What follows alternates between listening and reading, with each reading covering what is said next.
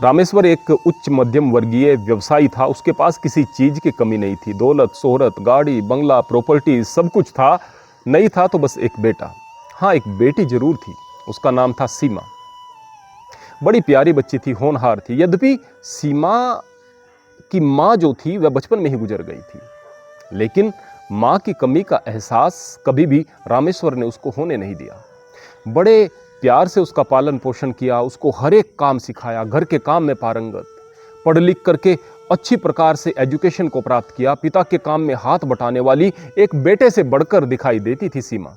रामेश्वर को चिंता इस बात की थी कि मेरे बुढ़ापे का तो जो होगा सो देखा जाएगा, पर मेरी बेटी के लिए कोई योग्य घर परिवार मिलना चाहिए जो लालची न हो। ऐसा ना हो कि मेरी प्रॉपर्टी के लालच में मेरी बेटी से विवाह करे, वास्तव में मेरी बेटी को प्रेम करने वाला हो। वह ऐसे लड़के की तलाश कर ही रहा था कि एक बिचौलिया उसके पास में आता है। ये बिचौलिए वर्तमान समय में जैसे होते हैं आप समझ सकते हैं। इस बात से मतलब ही नहीं कि आगे क्या होगा, बस अपने कमीशन के चक्कर में, अपने बीच में मिलने वाले पैसे के चक्कर में ऐसे रिश्ते भिड़वा देते हैं। तो वहां पर सुझाया गया कि एक अभिषेक नाम का बड़ा हष्टपुष्ट, बड़ा सुंदर लड़का है, सभ्य परिवार है, लालची तो बिल्कुल नहीं है। हाँ, छोटा मोटा व्यवसाय अभिषेक करता है, लेकिन दिल से बड़े अमीर हैं वो लोग। रामेश्वर ने कहा कि यही तो मैं चाहता था कि अच्छा परिवार मिले। रामेश्वर वहां रिश्ता लेकर के गया, और जैसा कि बिचौलिए ने पहले से ही समझा दिया था कि दहेज की तो मांग बिल्कुल मत कर लेना, और ऐसा दिखाना कि दहेज के तो विरोधी हैं, क्योंकि सब कुछ तो तुम्हें मिलने वाला है। वहां पर तो घर पर उसका कोई बेटा है नहीं, सब कुछ तो बेटी के नाम पर आएगा। अब ऐसा ही उन्होंने किया, और उस रिश्ते को बड़ी खुशी के साथ में यह कहते हुए स्वीकार किया कि दहेज के तो हम विरोधी हैं, किसी प्रकार के दहेज की तो कोई बात ही नहीं। आपकी बेटी संस्कारी है, अच्छी है, सुंदर है, हम उसे ले रहे हैं बस। शादी के कुछ दिनों बाद तक सब कुछ अच्छा चलता रहा। रामेश्वर भी खुश था कि मेरी बेटी ससुराल में सेट हो रही है। यद्यपि सीमा को अपनी सास का व्यवहार थोड़ा सा अजीब सा लगता था, लेकिन चल रहा था। अभी से एक ठीक ठाक व्यवहार कर रहा था। उसका ससुर एक कठपुतली की तरह से बैठा रहता था, जैसे कि जो भी कुछ निर्णय लेने हैं उसकी सास ने लेने हैं। उसका देवर रवि बड़ा कमजोर सा था, लेकिन स्वभाव से बहुत अच्छा नहीं था। उसका पति, हालांकि उसका नंबर 2 का बिजनेस था और 1 नंबर का गुंडा वह था, लेकिन अभी तक सीमा को इस बात का पता नहीं था। रामेश्वर खुश था कि मेरी बेटी अपनी ससुराल में सेट है। उसने सोचा कि मेरी बेटी को तो कोई लालच नहीं है, और वैसे भी मुझे अपनी जमीन जायदाद अपनी वंश परंपरा के अनुसार अपने भतीजों के नाम कर देनी चाहिए। तो उसने अपनी सारी की सारी जमीन जायदाद अपने भतीजों के नाम कर दी, और उसके पश्चात उसके भतीजों ने अपना रंग दिखाना शुरू कर दिया, जो केवल इस इंतजार में थे कि इस जमीन जायदाद में से कुछ अंश तो हमें भी मिल सकता है। जब सारी जमीन जायदाद मिल गई, अब रामेश्वर के पास कुछ भी शेष नहीं बचा। अब रामेश्वर की दुर्गति होना, दुर्दशा होना शुरू हो गई। उसका कोई ख्याल नहीं रखता था, कदम कदम पर उसे बेइज्जती मिलती थी, लेकिन अपनी बेटी को इस बात का पता नहीं चलने देना चाहता था कि मेरी यहाँ पर दुर्दशा हो रही है, कहीं ऐसा ना हो कि उसकी बेटी दुखी हो जाए। उधर सीमा के साथ अत्याचार होना शुरू हो गया। उसको ताने कसे जाने लगे कि तुम्हारा बाप, उसने अपने भतीजों के नाम सब कुछ कर दिया, तुम्हारे नाम कुछ भी नहीं किया। तुम क्या लेकर के इस घर में आई थी? तुम्हारे बाप को यह भी नहीं सूझा कि तुम्हारा भी कुछ यहाँ पर हक बैठता है? कैसा है तुम्हारा बाप? हर वक्त के ताने, ऊपर से बहुत सारा काम उससे कराया जाने लगा। घर का तो काम वह करती ही थी, कुछ पशु वहां पर उन्होंने पाले हुए थे, उन पशुओं का काम कराना शुरू किया। इधर उधर के बहुत सारे काम उसके लिए बता दिए जाते। खाने में कमी निकाली और उसकी पिटाई शुरू कर दी जाती। उसकी सास उसकी खूब पिटाई करती, उसका देवर भी उसकी पिटाई इत्यादि में उसका साथ देता। उसका ससुर बैठ करके देखता रहता था। वह अपने घर पर इन सारी चीजों को नहीं बताना चाहती थी, कहीं ऐसा न हो कि मेरे पिताजी का दिल टूट जाए, उन पर कोई तकलीफ आन पड़े। किसी भी प्रकार से वह दुखी नहीं करना चाहती थी अपने पिता को। वह सहन करती रही। अगर कहीं पर उसने पोछा लगाया तो उस पर दोबारा चीजें गिरा करके उसको डांटना शुरू किया। आगे से वह कुछ कहती कि माताजी मैंने तो अच्छे से पोछा लगाया था, तो उसकी पिटाई शुरू। इतने अत्याचार कि वो शब्दों में नहीं समा सकते। उधर रामेश्वर बड़ा कमजोर हो रहा था, बीमार था। एक दिन रामेश्वर मर जाता है। सीमा अंदर से टूट जाती है, ऐसा लगता है कि दुनिया में उसका कोई भी नहीं रहा। उसने एक दिन सोचा कि अपने पति अभिषेक को सारी बातें बताऊंगी। हालांकि अब उसे पता चल गया था क्योंकि अभिषेक रोज शराब पी करके आता था कि अभिषेक भी इतना अच्छा आदमी नहीं है, लेकिन फिर भी उसे उम्मीद थी कि मेरा पति तो मेरे दुख दर्द को समझेगा। शाम के समय जैसे ही अभिषेक घर पर आया, सीमा ने उसके सामने शिकायत की कि मेरी हालत खराब हो गई है, रोज रोज मुझे बहुत सारी प्रताड़ना को सहन करना पड़ता है। तुम्हारा छोटा भाई रवि मुझ पर हाथ उठाता है, पिताजी देखते रहते हैं, तुम्हारी माताजी मुझ पर बहुत अत्याचार करती है, मेरी पिटाई करती है, बार बार कमियां निकालती है। वह कह ही रही थी कि अभिषेक ने एक बड़ा सा डंडा उठाया और सीमा की जोर लगा करके पिटाई करना शुरू कर दी, गंदी गंदी गालियां दी और कहा कि मेरे परिवार पर उंगली उठाती है, क्या लेकर आई थी तू इस परिवार में, कैसा है तुम्हारा परिवार, तुम्हारे पिता ने सोचा है कभी इस परिवार के बारे में, बस सिद्धांतवादी बनकर के अपने चाचा के लड़कों को सब कुछ दे दिया या कुछ भी नहीं दिया। हजार प्रकार की बातें सीमा को सुनाई। सीमा को पता लग गया कि अब उसे चुपचाप सारी चीजों को सहन करना पड़ेगा। अब उसका पति उससे दूर दूर रहने लगा, उससे बात तक नहीं करता था, नौकरानी से बदतर उसकी हालत हो गई। रोज रोज की पिटाई, रोज रोज की प्रताड़ना से तंग आकर के सीमा ने एक दिन सोचा कि वह घर छोड़ करके चली जाएगी। हालांकि उसकी सास उस पर बड़ा पहरा रखती थी, कहीं वह पुलिस को फोन न कर दे, कहीं बाहर कोई बात किसी को न बता दे। यद्यपि सीमा के व्यवहार से उनके जो पड़ोसी थे वो काफी प्रभावित थे। वे जानते थे कि कितनी अच्छी लड़की है सीमा और कैसे परिवार में आकर के फंस गई है, लेकिन सीमा के पति अभिषेक, जो कि एक नंबर का गुंडा था, उसके डर से वे कुछ कहते नहीं थे, सीमा से बात तक नहीं करते थे, लेकिन देखते रहते थे कितनी अच्छी लड़की है यह। उस पर होने वाले अत्याचारों की खबर उन्हें भी नहीं थी अभी तक कि कितने अत्याचार हो रहे हैं। सीमा को एक दिन अवसर मिल गया और वह घर छोड़ करके अपने पीहर जाने लगी।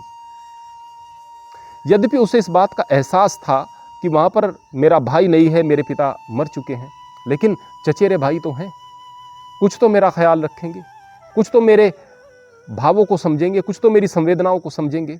जैसे ही अपने पीहर गई तो वहां पर जाकर के देखती है कि उसके भाइयों ने उसकी प्रॉपर्टी को बेच दिया है, बाहर जाकर के कहीं सेट हो गए हैं, उसका जो बंगला है, उसका जो मकान है, उसको किराए पर दे दिया है।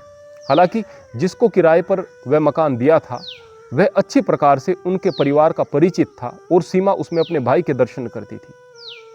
उसने जाकर के उससे कहा कि हरी तुम यहाँ, कि हाँ मैंने यह प्रॉपर्टी किराए पर ले ली है, तुम्हारा ही घर है, तुम यहाँ रह सकती हो, कोई दिक्कत की बात नहीं। सीमा ने अपनी सारी दुख भरी बातें हरी को सुनाई। हरी को ऐसा लगा कि मछली जाल में फंस गई है। बिल्कुल गंदा लड़का था हरी और पहले से ही सीमा पर गंदी नजर रखता था। उसने सीमा से कहा कि कोई बात नहीं, जब तक चाहो तुम यहाँ पर रह सकती हो, मैं किसी को नहीं बताऊंगा कि तुम यहाँ पर हो। सीमा ने सोचा कि रात तो मैं यहाँ पर काट ही लूं, अब उसके बाद देखूंगी, क्योंकि मेरे पेट में एक नन्ही जान पल रही है। अब ये बेटा होगा या बेटी होगी, इसके सहारे मेरा जीवन चलना है। अब आगे मुझे क्या करना है, कहीं नौकरी कर लूंगी, लेकिन रात तो यहाँ काटनी ही है। ऐसा सोचकर वह रात में वहां पर रुक गई। रात हुई, हरी अपने गंदे मंसूबे लेकर सीमा के पास आता है और सीमा का शोषण करना शुरू कर देता है। सीमा चिल्लाती है, भाई ये क्या कर रहे हो तुम? बोले, कौन भाई, किसका भाई? मैं तो पहले से ही तुम पर नजर रखे हुए था, तुम्हारे पिता को सुझाई नहीं दिया। अगर वो मुझसे तुम्हारी शादी करता तो तुम्हारी ये दुर्दशा न होती, लेकिन आज मैं तुम्हें नहीं छोड़ सकता।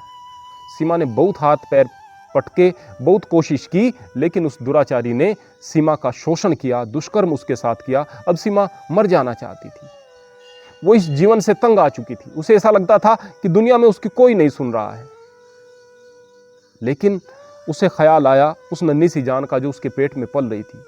सुबह के समय वो वहां से भाग खड़ी हुई, इधर उधर कहीं भटकी। उसके कपड़े मैले से थे, खराब सी साड़ी उसने पहनी हुई थी, ऊपर से फटी हुई सी थी।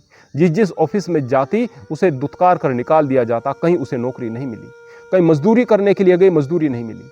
एक ईंट भट्टे पर वह गई, वहां पर सुना था कि मेहनत का ठीक ठाक पैसा मिल जाता है। ईंट भट्टे पर जो मुनीम था उससे कहा कि मुझे यहाँ पर काम पर रख लीजिएगा, मैं यहाँ पर मेहनत से काम करूंगी। उसने कहा कि बेटी देखो, यह औरतों का काम नहीं, यहाँ अच्छे अच्छे आदमियों की हालत खराब हो जाती है।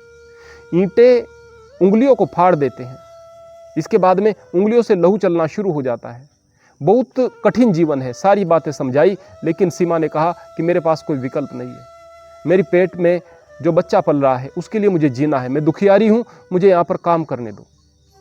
मैं यहाँ पर 2-3 दिन काम करूँगी, उसका मुझे पैसा मत देना, देख लेना, यदि काम कर पाई तो मुझे रख लेना, नहीं तो नहीं। बस उस 2-3 दिन तक मुझे भोजन दे देना, और यहाँ पर एक जो कोने में आपका कचरे का ढेर बरामदे में पड़ा हुआ है, मैं यहीं पर सो जाया करूँगी। दया आ गई मुनीम को, उसने रख लिया उसको काम पर। 2-3 दिन तक इतनी मेहनत की कि वहाँ पर आदमियों को भी पछाड़ दिया। यद्यपि सीमा बड़े लाड़ प्यार से पली थी, सीमा एक अच्छे परिवार की लड़की थी, लेकिन उसने संघर्ष को नहीं छोड़ा और उसने उन कठिन परीक्षा की घड़ियों को बड़े हिम्मत के साथ, बड़े जज्बे के साथ में पास किया। मुनीम ने उसे काम पर रख लिया। अब वह बहुत मेहनत से काम कर रही थी, कुछ पैसा जोड़ रही थी, इसलिए कि जब डिलीवरी होगी, बच्चा पैदा होगा, उस वक्त वह काम आएगा। साथ में भट्टे से कुछ आगे चल करके सड़क के किनारे कुछ जगह उसे पड़ी हुई दिखाई दी जहाँ पर वह अपनी झोपड़ी बना सकती थी। वहाँ पर उसने अपनी झोपड़ी बनाना शुरू कर दिया। दिन भर वह काम करती, भट्टे पर काम करती, शाम को वह झोपड़ी वहाँ पर बनाया करती थी। कई बार तो पूरी पूरी रात वह झोपड़ी बनाती, थोड़ा बहुत सो पाती, वहीं पर सो जाती, और फिर सुबह आकर के वह भट्टे पर काम करना शुरू कर देती। उसकी झोपड़ी बन करके तैयार थी। अब वह खुश थी कि मेरा बच्चा यहाँ पर जन्म ले सकेगा। डिलीवरी का समय आया। यद्यपि अब मजदूर जो थे भट्टे पर काम करने वाले, वो सीमा से जुड़ने लगे थे। डिलीवरी के समय मजदूरों ने और उनकी औरतों ने सीमा की सहायता की। वहाँ पर बच्चे की डिलीवरी हो गई। उसके लिए उन मजदूरों ने ही थोड़ी सी खाने पीने की थोड़ी सेवा शुश्रूषा की शुरुआत कर दी, थोड़ी व्यवस्था कर दी। अभी 15 दिन बीत चुके थे बच्चे को पैदा हुए। सीमा थोड़ा स्वस्थ महसूस कर रही थी, उसने काम पर जाना शुरू कर दिया। बच्चे को साथ में ले जाती, बच्चे का भी ख्याल रखती, और वहाँ पर मजदूरों के बच्चे भी उस बच्चे से खेलते और उसका ख्याल रखते थे।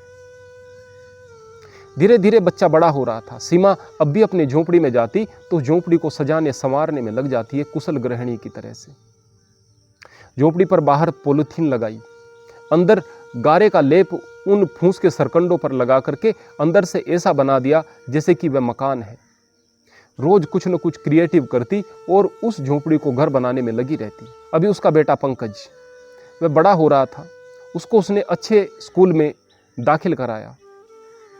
पंकज पढ़ने में बहुत ठीक ठाक तो नहीं था, पर ऐसा भी नहीं था कि बिल्कुल नाकारा है, पढ़ रहा था।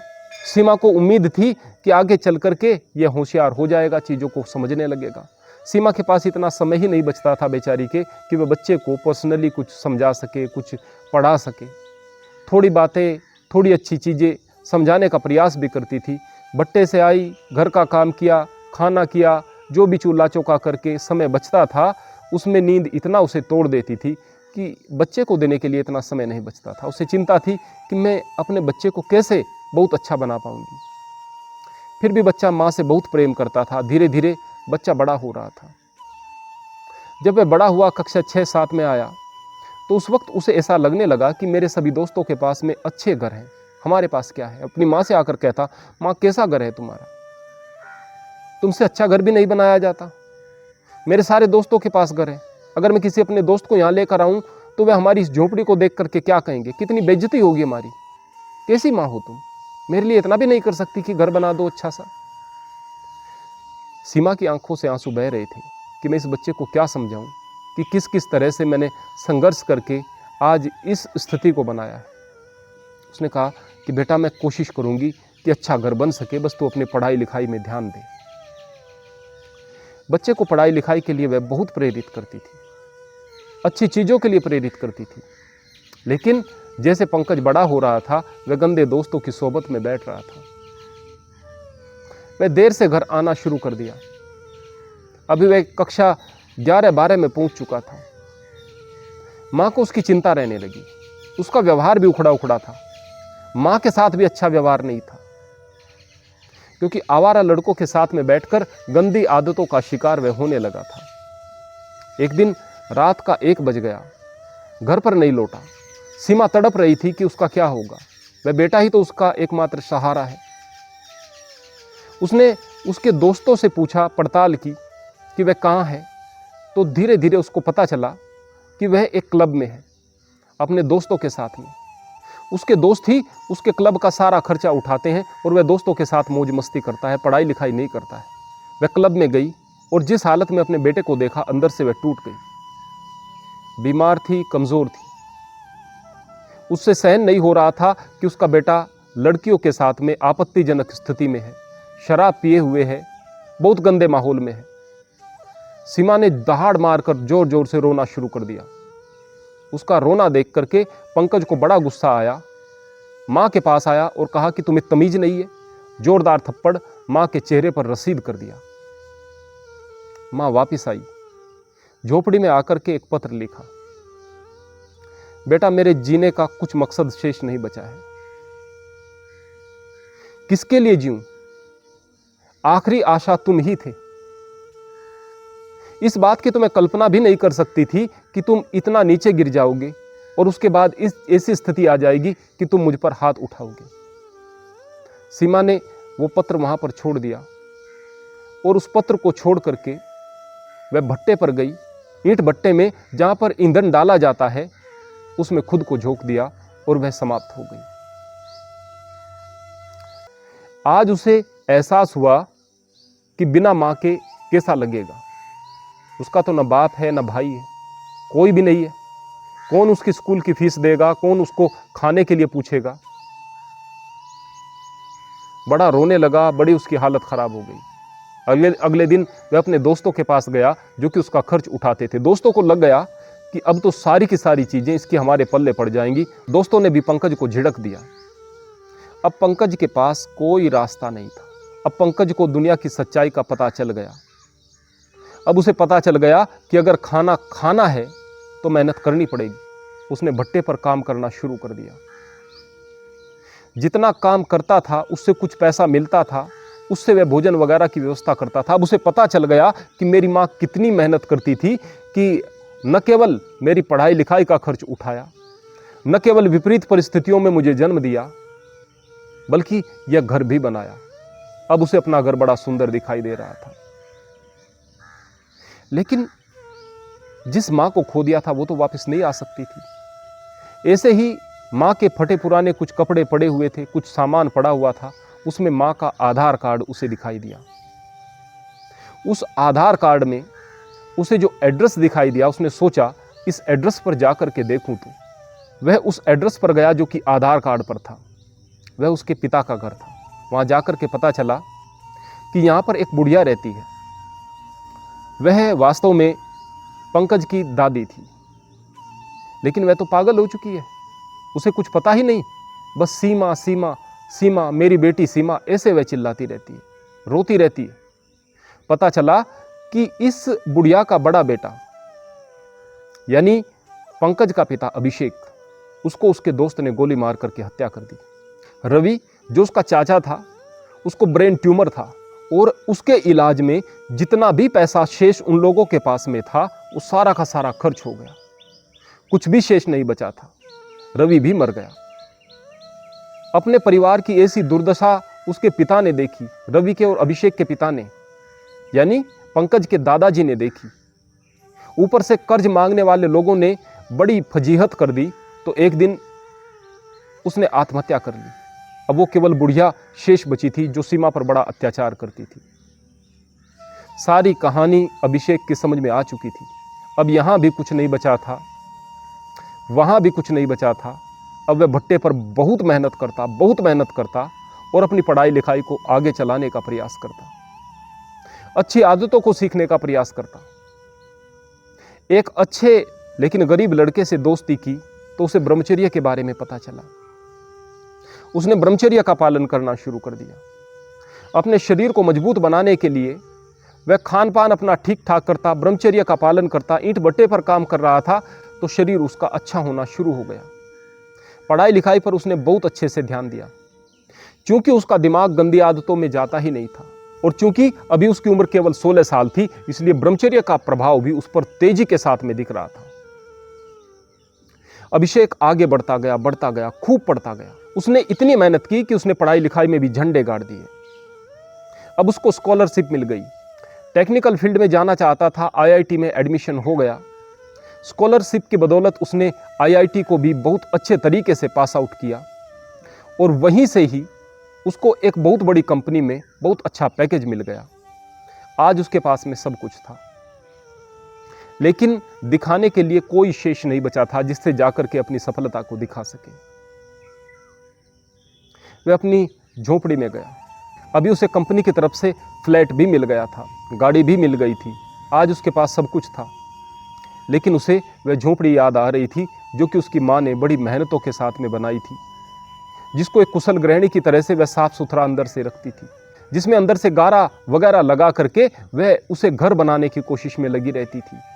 वह उस झोपड़ी में गया, अपनी माँ को महसूस कर रहा था, उसके आंसू बह रहे थे, लेकिन उसके पास पछताने के अलावा कुछ शेष नहीं था। आज वह कामयाब था तो ब्रह्मचर्य की बदौलत कामयाब था, बुरी आदतों को छोड़ने की वजह से कामयाब था, गंदे दोस्तों को छोड़ने की वजह से कामयाब था। लेकिन उस कामयाबी को दिखाने के लिए उसके पास माँ नहीं थी। इसलिए प्यारे बच्चों, इस बात को हमेशा ध्यान में रखो कि यदि आपने ब्रह्मचर्य नाश से शरीर का विनाश किया है तो उसको दोबारा पाया जा सकता है। जो धन दौलत खो दी उसको दोबारा पाया जा सकता है, लेकिन बहुत सारी ऐसी चीज़ें हैं जो हम दोबारा प्राप्त कर ही नहीं सकते। इसलिए किसी भी बुरे काम के दुष्परिणामों के बारे में गहराई से सोचें। कई बार हम इतनी कीमती चीज़ खो देते हैं कि ज़िंदगी भर उसकी पूर्ति नहीं हो पाती। इसलिए सही समय पर अपनी बुराइयों को छोड़कर अच्छाई के मार्ग पर चलें, धर्म के मार्ग पर चलें, ब्रह्मचर्य के मार्ग पर चलें। हरि ओम, हरे कृष्ण।